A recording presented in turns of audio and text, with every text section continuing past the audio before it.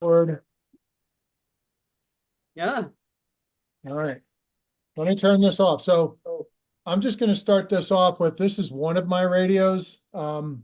And you can see one back here. Can you see this one? It's charging. It's in the cradle. It's got a slightly Yeah. different pen on it, but I'll be talking about these a little bit later. Okay.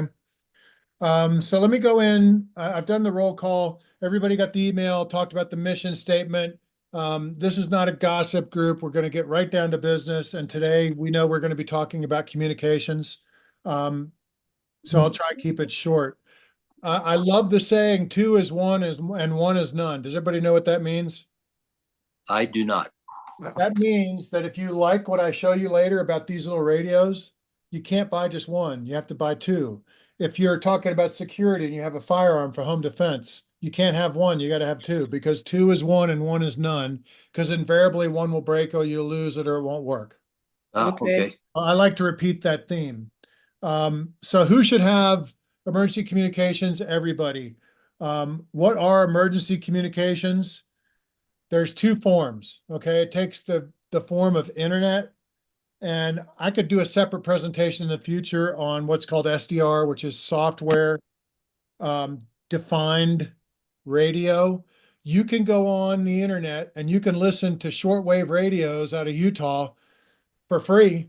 It's a little bit difficult to navigate the website, but you can listen to people all over the world on what's going on. Hmm. But you have to have power, okay? And they sell walkie-talkies that are, in my opinion, pieces of shit because they depend on the internet. I don't depend on the internet. So there's internet-based communications and there's radio. Radio waves, they propagate, they're free. Anybody can pick them up unless you encrypt it. And so what I'm going to spend my time talking about today is radio. I'm going to go to when. Now, if you don't have this, you need to have it now. You can't wait until next week or next month with all the stuff that's going on. And I'll tell you how to protect it towards the end. Where do you get it? Best place, everything I'm going to talk to you about tonight, you can purchase on Amazon, and I can post links onto the People's Rights Telegram page when we're done, or you can go do it yourself. Why? Because when the shit hits the fan, whether depending on the natural emergency, you need to be able to know what's going on. And I'll talk about different ways to do that. The simplest I'm going to cover first. The simplest way, this was my first emergency radio. It's over 10 years old. Um, I bought it on Amazon. It's got a little antenna. It does not have solar, but in the back you can charge it through USB. You can put batteries in it. And if you're in a world of shit and you don't have any batteries because you messed up, you can hand crank it like special forces. Okay. So what's nice about this, and they don't sell this on Amazon anymore. I can listen to AM, FM. I can listen to television stations. I can listen to weather radio. Okay, just like I was on that handheld. It's got flashlights, it's got emergency sirens, it's got all kinds of weird stuff. When I get crank telephone calls, sometimes I play that emergency siren, they hang up because I tell them they're in a crime scene. Here's another one, and I'm going to show you this on Amazon in just a second. Um, this is called the Voyager Emergency Radio. It's very similar. They're all cheap. They're made in China. They don't cost much. It's got the hand crank on it. It's got a solar panel so you can charge the batteries in the sun. I wouldn't recommend leaving it there and doing that unless it's an emergency. You can put batteries in it. You can hand crank it. So it's pretty cool. It's got AM, FM, and it actually has two shortwave bands, and it's got weather, Oh, emergency weather. Um, I don't like this for shortwave. That's not why I got it. I actually got this one because I forgot where I put the other one and I found the other one. So I'll take you to Amazon when I'm in just a second because I'm going to cover the emergency radios on Amazon and I'm going to cover handheld shortwave radios and GMRS. So what the hell did I just say? It's like Greek. So you see this? This Yep. is a yeah. frequency spectrum. And it's got civilian, military, it's got UHF, VHF. When I talk about shortwave, it's everything that's below 25 megahertz. It's high frequency, it's shortwave, it's amateur radio. So, um, and that's one type. Okay. So if you don't know somebody like me, does anybody here know Rick Hendricks in my neighborhood? on Castlewood. He's a shortwave radio operator with much more experience than me. He's got antennas that make me look sick, but I can communicate, and my radio is right here. I don't typically leave it sitting out. There's my radio. That's about a $1,200 radio, and it operates on 2 meters. It operates on 10 meters, 6 meters, 40 meters, 80 meters. I mean, what that means in plain English, all up and down the HF spectrum, the VHF spectrum. I have antennas strung in my yard between trees. I've talked to people in Texas, British Columbia, Mexico, Illinois. The furthest one was Brazil one time, but that's a specialized form of communication. These are all the amateur radio bands, and there's 3 different types of amateur licenses. That's the best one you can get. So you know somebody like me, so you don't have to sit and do months of coursework and spend thousands of dollars and get a call sign. My call sign is just like a radio station. It's 4 letters because I'm a generalist. I'm the highest you can go. Kilo Golf Zero Yankee. You see that in my email. That's my call sign. Okay. I was wondering what that was. So there's shortwave or ham radio or amateur radio, which is very specialized. You're not going to have time to do that. And then there's something like this. So this has got, and I'll show you the link to the antennas. You can fold this up, make it portable. It expands.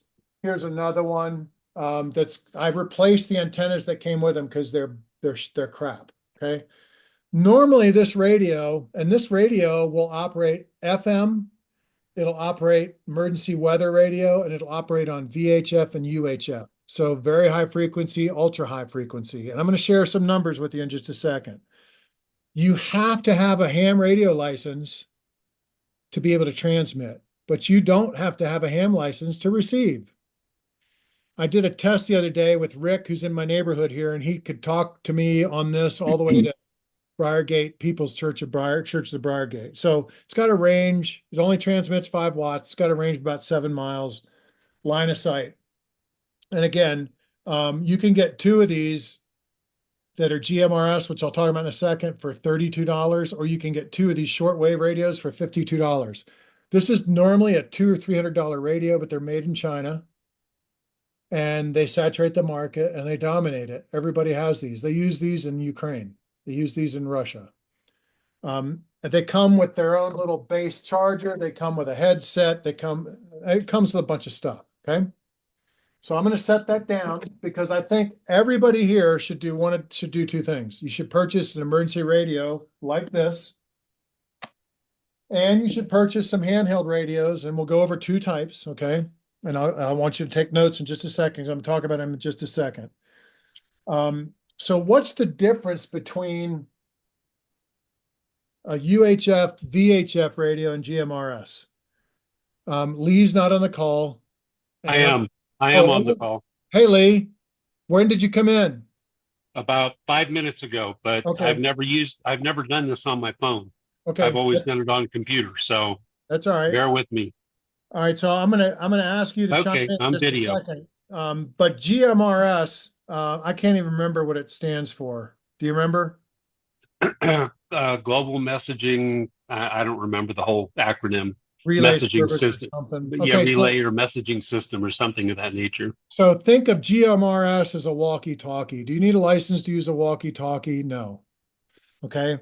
GMRS has 30 channels. 16 are the main channels. So when you get a radio, you'll be able to talk on one of 16 channels to anybody else with a GMRS radio. And Lee's going to talk about how you get the permit for that. It transmits in the VHF range. So GMRS transmits between 462.55 and 467.725. You don't need to memorize that because it's programmed into the radio. And I'm going to take you to the Amazon site and show you in just a second, but I want Lee to talk about what's required. If you want to get a GMRS radio and just be able to transmit and talk to a loved one or somebody else in the group on a GMRS radio, what do you need to do, Lee? Legally, you're supposed to go to the FCC website. You can type in GMRS license, go to their website. When I did mine, it was $35, which was about a year and a half ago. And what's nice about it is it's good for your whole family, your extended family. So if you have family in Timbuktu, in California, or wherever, they can use your license to transmit on the GMRS radio. So that's what you should be doing at a minimum. Okay. Well, and let me interject one other thing, is it's good for 10 years, Okay. the Yeah. license. Just like my ham radio license is good for 10 years. That's good to know. Yeah. I think I'm going to go and do a screen share and show you on Amazon here real quick. So bear with me. Share. Here we go. Chime in when you can see this. Okay. I can see it. Yep. Okay, so here is this Kaito 5-way solar powered radio. So all you have to do when you go on your Amazon account is just type in emergency radio, and you'll see a whole bunch of stuff. And you want something that's 4 stars or above, and you can see this one's $50, but it might not be the best one. Okay, so I'm not saying to get that one. I'm just saying I would get a solar powered with a wind up in case of emergency. Obviously it comes with batteries, but you want NOAA and you want AM and FM at a minimum. This comes with shortwave, or you can get one where you can listen to television stations. Go ahead. I don't mean to interject, but shortwave is extremely important because that's a frequency that will survive in certain types of emergencies. Correct. So And that's why I like these for shortwave, because you're going to have a much wider frequency spectrum, and you're going to be able to dial in a frequency, where on that little thing, trying to get it to tune in on a shortwave signal is a son of a bitch. yes, it is. And again, I don't mean to overstep, but again, the AM is really good. Yep. Because if there's emergency going on in your area, they'll be broadcasting about the emergency on AM. And NOAA is really good as well to get weather broadcasts. And it's redundant. So you don't have AM on this, but you have FM, and you have weather, and you'll have another radio. So there's your two sources. If I scroll up here, so this is called a Baofeng UV5R. So write that down. UV5R, okay? Dual band rechargeable high power walkie-talkies. And you can see demos and how they work, and you can see it comes with extra stuff. Again, take the antenna that comes with it, throw it away, and buy this antenna. There's a couple different antennas, but I bought this one. I did a range test on this whip antenna that you see here, the long one, and then this 18-inch antenna. One's 16, one's 18. They're identical. They work great. I like this one because it folds up. If you bend this one and break it, you ruined it. So I would get this one, which is why I have that right on there. It's a 2-pack it says 42.5 inches. I got the 18. So there's an 18-inch one that's only $20. I'd just get the 18. I don't think you need 42.5 inches. Okay. The other thing is, as Brian said, this antenna boosts your signal. It's called a high gain antenna, so that you can reach out further to people. And it's important to have that because of the short distance of these radios. So just get this antenna. Don't get the 18-inch like I did. Just get this one. This one will serve your needs. Okay. 42 inches? You can, if you don't want to, it folds up. It's 42 inches when you extend it. If you don't want to get the 42-inch, at least get the 18-inch because it works great. Okay? Yeah, I hear you. I have the 18-inch one. I have the other one that he's got, the one with the wire on it. And like he said, they can bend in, they can break, and you'll lose signal strength. All right, down here, here's the UV5G. So here's 2 of them for $52. GMRS. Now this, I don't understand. I haven't bought one of these yet. Maybe I'll buy them. I don't know. But 5 watts, so it's the same wattage, and it's got no radar. It's got a better battery in it, which is why it's more expensive. You might be able to find these UV5Gs with less battery capacity, maybe cost less. I just did this kind of quick. But still, for $52 for 2 radios, I'd just go for that. I wouldn't buy the cheaper ones. Yeah. Now, I don't know what the 999 channels do. Maybe it's got UHF and VHF. I don't know, but it is GMRS capable. Yep. Okay. Now, couple frequencies to write down. Here is a UHF frequency for Colorado Springs. It's the Cheyenne Mountain Repeater. Now, you can't transmit, and when you transmit, there's a tone offset. You're not going to understand how to program your radio, but you could listen in on 445.0625. And don't worry about that right now. We can cover that, a more advanced communications one, in a month or two. Thank you. I've got, the Cheyenne Mountain Repeater. I got the tone, Amagra Peak. I got that frequency. There's also, there's a national calling frequency where you can call. Anybody should be able to answer it, and then you can switch to another frequency. I'll give you that one. It's the national calling frequency. Again, to transmit on there, you have to have ham radio license. So maybe, but it's 146.52. So if you don't have a ham license, you could get in trouble if you transmit on that. So I mentioned there's two things you need to know about protecting communications. Okay. I'll cover the most serious one first, and then I'll cover the most likely. The most serious is if there was ever an EMP, an electromagnetic pulse attack in this country, which is not far from reality. Yeah. Been worried about it for a long time. You need to do what I did, and you need to make your own Faraday cage. It's called a Faraday cage.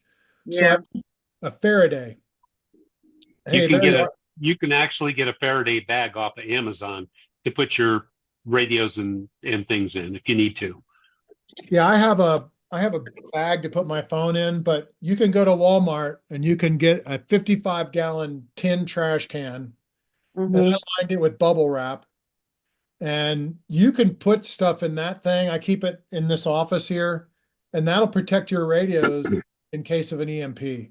Anita, I see you're on the call. When did you join us?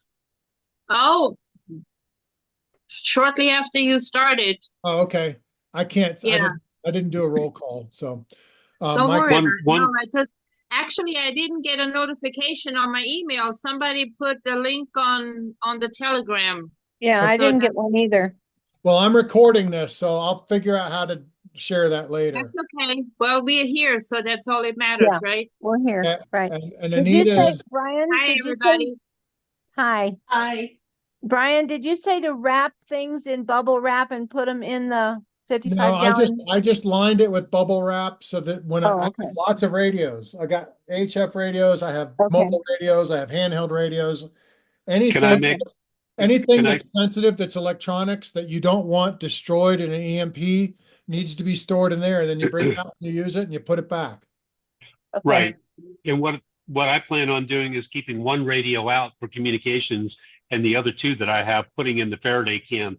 I did what he did, but they actually sell a material that's a Faraday material that you can line that can, that trash can with, and you can get the tape to go with it and make your own truly Faraday container. Yeah, It works really well. I used Yes. HVAC tape, but maybe you can share that on Telegram.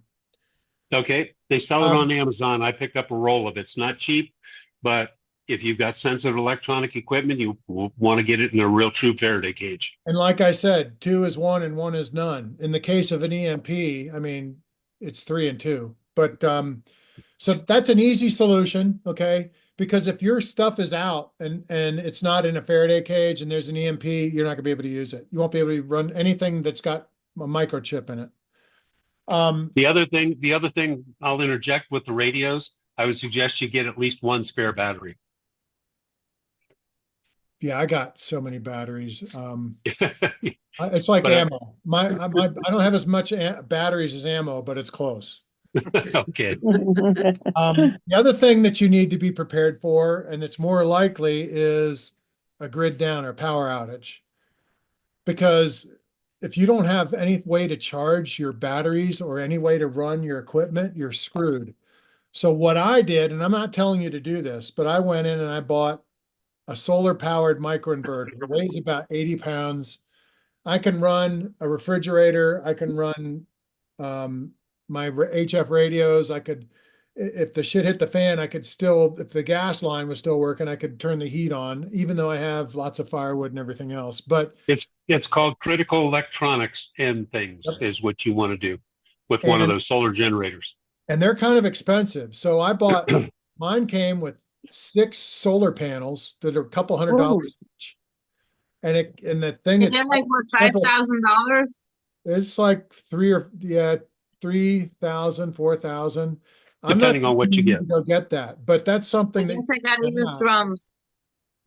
So I'll just share with you that I have an Amazon cart where I have saved for later. And I have stuff in there that I need if the shit's about to hit the fan that can be delivered here in less than a week. And so I recommend you do the same thing. If you have to put it on a credit card, but if the grid goes down and you can't run things or you can't charge things, you're screwed. And it's better to have it and not need it. That's the way I look at it. And I bought that a year ago and I've been using it. So it works great. And when I talk, just a second, I'll get to you, Nancy. But when I talk about having a list, it's stuff for water purification if you don't have that. And we're going to talk about that next. But go ahead and ask your question, Nancy, and then I want to open it up and take a poll. So earlier Lee said critical something, talking about electricity when electricity goes down. We're talking about a generator, critical something. The solar generator is what we're talking about. Right. Sorry, I got a puppy that's trying to get my attention. I'm puppy setting tonight. I did a ton of research before I bought mine. I bought it on Amazon. I used, gift cards from King Supers for the fuel points, and I didn't have to worry about fuel costs for a while. But do your research and start looking. It's something that you should have. Yeah. And the reason you should have it is because it's silent. And what you do is you go through and add up the amperage for your refrigerator, freezers, and you want to buy a unit sized for that in your critical electronics that you're going to need in an event. Okay, that's the key thing. What's nice about it also is you can take it camping and no one can hear you. You don't have a generator running. It's very silent. It's very quiet. You can set it up anywhere there's sun. And it charges the battery. The solar panels charge the battery.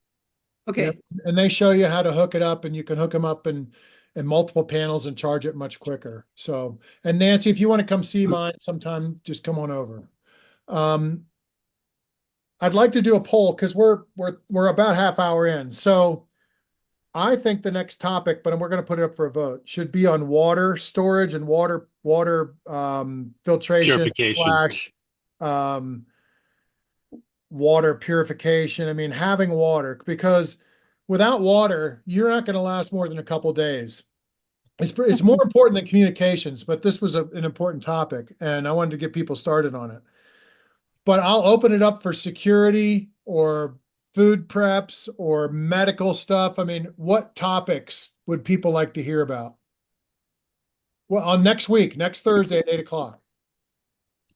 I think the water is a good idea.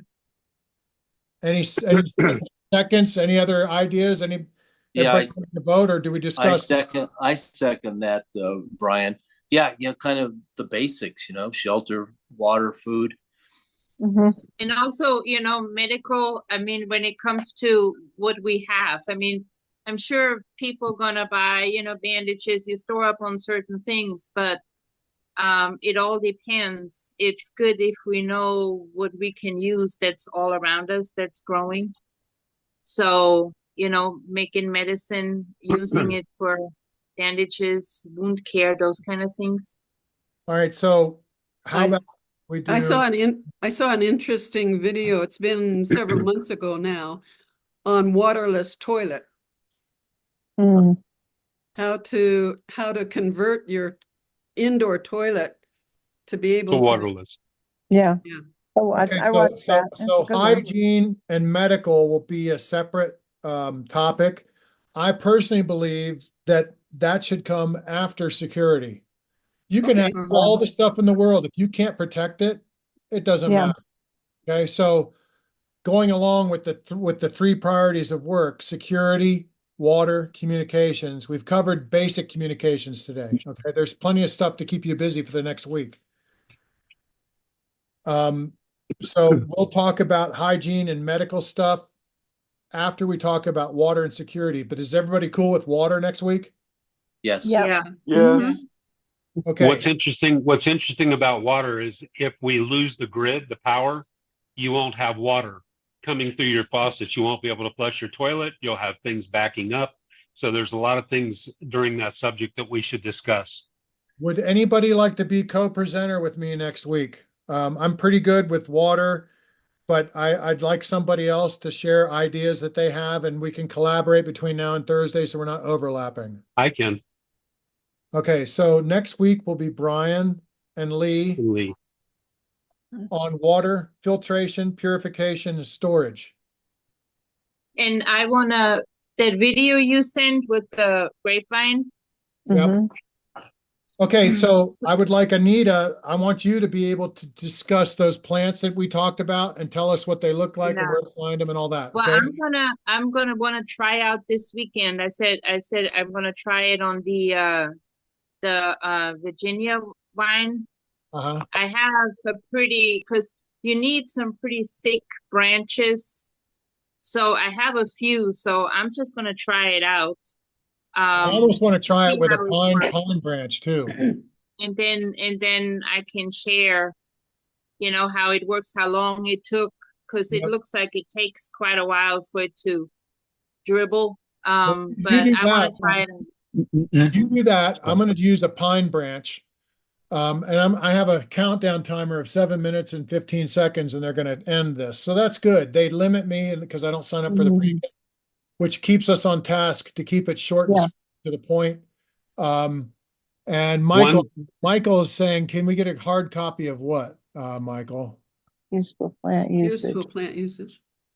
No, I don't know how to Useful get a hard copy. I share it on Telegram and you can take notes. I don't know where to get a hard copy. I'm trying to keep this short. You mean you want information on what kind of vines to use for water filter? Yeah, we'll discuss Is that the at the next person? meeting. I mean, I expect people will take notes here, so I'm not providing hard Okay. copies. But I do some research on it and then I'll post it on Telegram what I find. Okay, Okay. I just don't want to inundate Telegram with too much stuff. You know what I mean? It might get some Yeah. people interested, but and then I'll figure out how to share the recording for people that want it. I'm not going to What? just automatically send it out unless people request it. What's the Telegram channel?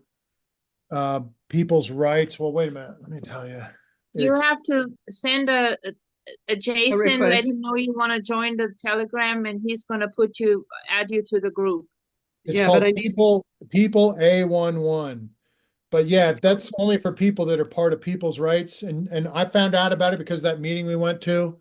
And then I went to meetings. And by the way, for those of you who aren't part of People's Rights, you don't have to join them, but we meet every like second Monday at Church second of Monday of the Christ. month. Yeah. But we're not meeting next month because we're having a drill. So we'll Oh, meet yeah. October, the 2nd October, Monday in October at the Church of Briargate. If you want to show up, fine. The first hour, Okay, People's so Rights, and we meet right after that meeting. people no, people on People- Telegram. Alpha 11, One, A11. All you need to do is go to peoplesrights.us, sign up, and ask Jason to be added to Telegram. That's all you got to do, and he'll add you. Okay. okay, can you say it a little slower, please? I'm sorry. Go to peoplesrights.us. .us. Right. And you can go to that link and you can sign up for People's Rights. And then you can ask Jason to go ahead and add you to the group, Okay, the Telegram group. Okay. okay. So I've got some.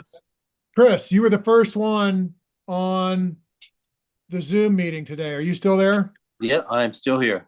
All right. Because you were the first one, you win a free prize from me, a brand new emergency radio. Oh, wow. Thank you, Brian. Thank you. Yay!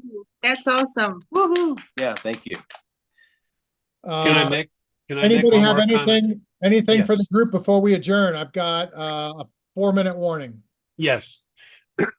One thing I'm working on is getting our community out here. I live out east, getting us together, and I'm starting to round people up and trying to get us as community.